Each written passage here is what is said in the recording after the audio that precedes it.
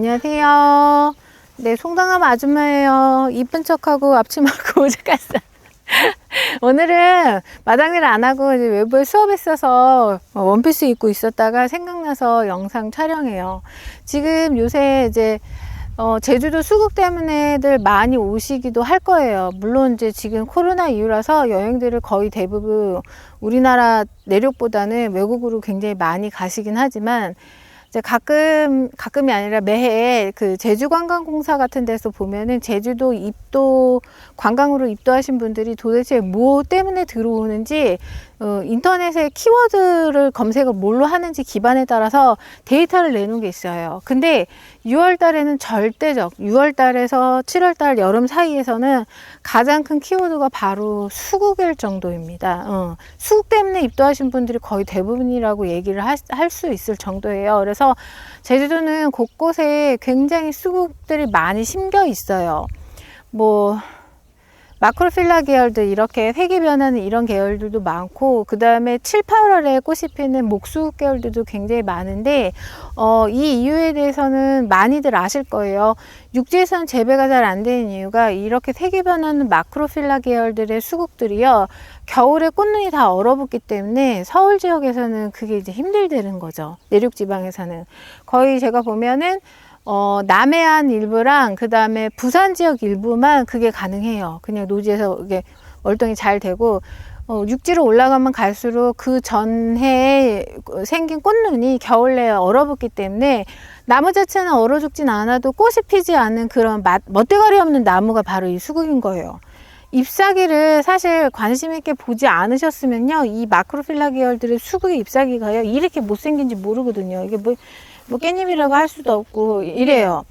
그래도 얘는 굉장히 제가 관리를 잘한 나름 관리를 잘한 수국이기 때문에 잎이 깨끗하긴 한데, 잎을 깨끗하게 관리하기도 생각보다 어렵거든요. 그래서 이 수국이라는 나무는 관상의 가치가 온전히 꽃에 있는데 이 꽃눈이 얼어붙어서 육지에서는 즐기실 수 없고, 그래서 여름에 이 수국 때문에 그렇게들 많이 오신다는 거예요. 육지분들은 이거에 대해서 나름 로망이 있어요. 가드닝 하신다는 분들은 수국을 막 심어놓고 막 이런 게 막 로망이 있는데, 실제로 제가 제주도 내려와서요, 수국도 많이 마당에서 심어보고 했지만, 제주 일부 지역, 특히 시에서 외곽으로 나갈수록, 시골이라고 부르는 데 있잖아요. 시골로 가면 갈수록, 그 다음에 연세가 많으신 어른들일수록 이 수국나무를 굉장히 나쁘게 싫어하시는 분들을 많이 만났어요. 도시에 있는 젊은 분들은 안 그래요. 근데 시골에 사는 할머니, 할아버지들은 수국에 대해서 묘하게 이렇게 안 좋게 얘기를 하시더라고요. 그래서 얘기를 들어보면 수국이라는 거는 집 근처에다 심는 나무가 아니다.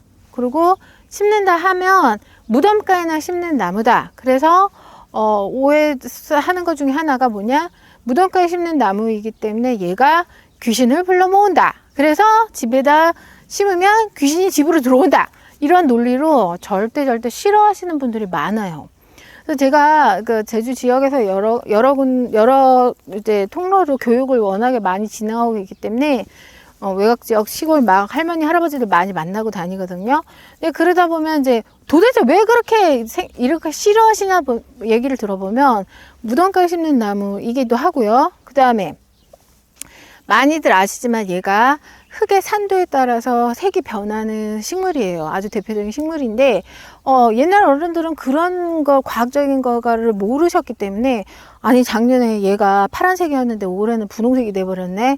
아, 뭐가 이상하다. 얘 귀신 들렸냐? 이래가지고 또 집 근처에 절대 심으면 안 된다고 얘기하시는 분들 많아요. 그래서 얘의 다른 이름이 또 하나가 뭐냐면, 도깨비꽃.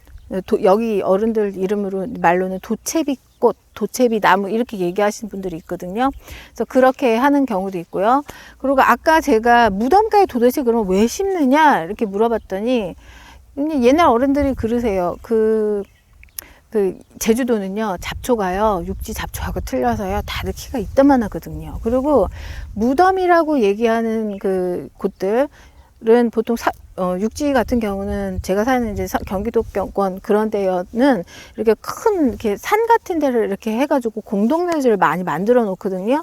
아니면 그 배산임수 해가지고 뒤에 산 있고 앞에는 막 강 있고 이런 그런 데를 명당이라고 하잖아요. 산의 중턱에 이렇게 보통 무덤을 많이 하는데 제주도는 큰 산이라고 해봐야 한라산밖에 없으니까 무덤을 좀 희한하게 육지 사람의 기준으로는 이해를 못하는 그런 데도 많이 해요. 막 들판 한가운데 오름 중간에 막 이렇게 해놓거든요.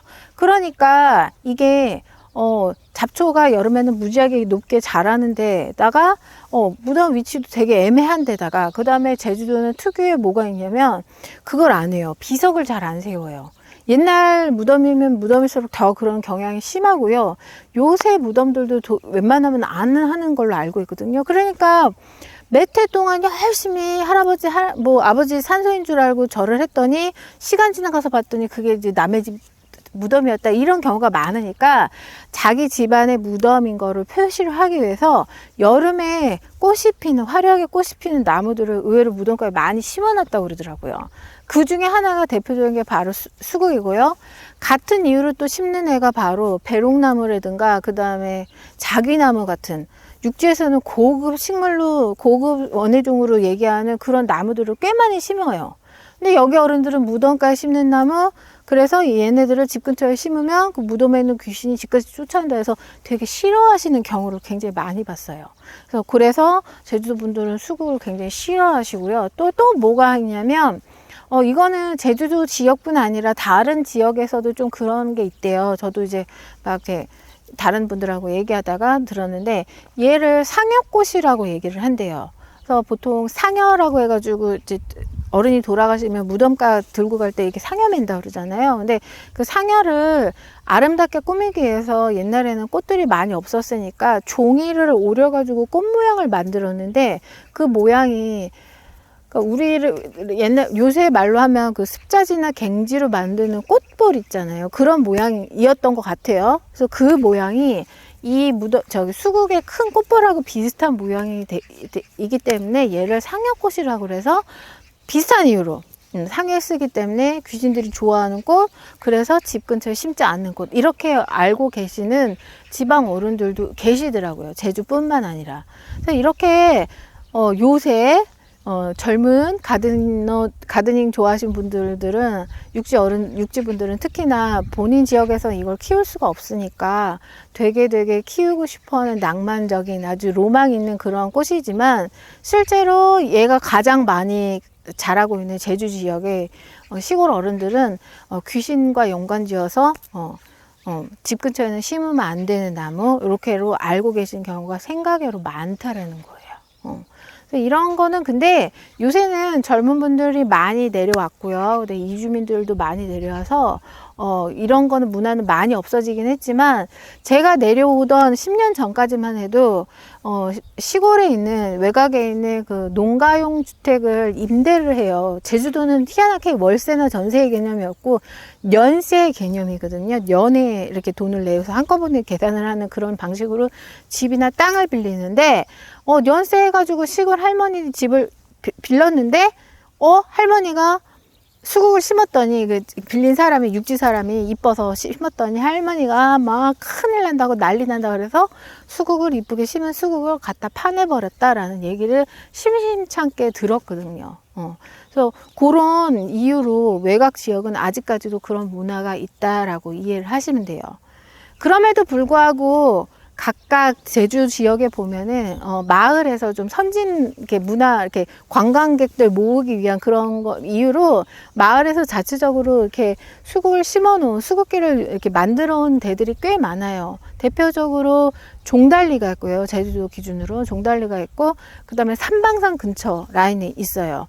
근데 아마 제 생각에는 바닷가 근처에 있는 마을들은 이렇게 식물들을 키우기, 특히 꽃 있는 나무들이나 식물들을 키우기가 힘들어요. 왜냐하면 해수 피해가 우선 제일 심하거든요.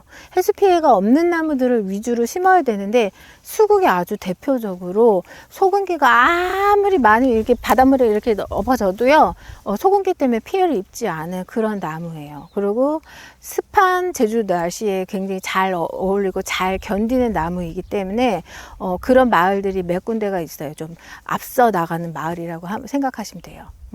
그래서 한번 제주도에 오시면요, 수국을 그냥 아 이쁘다 뭐 아름답다 이렇게 생각하지 마시고요, 제주도 어른들이 수국에 대해서 어떻게 생각하시는지 이렇게 알고 보시면 좀 다른 생각이 들지 않을까 싶어요.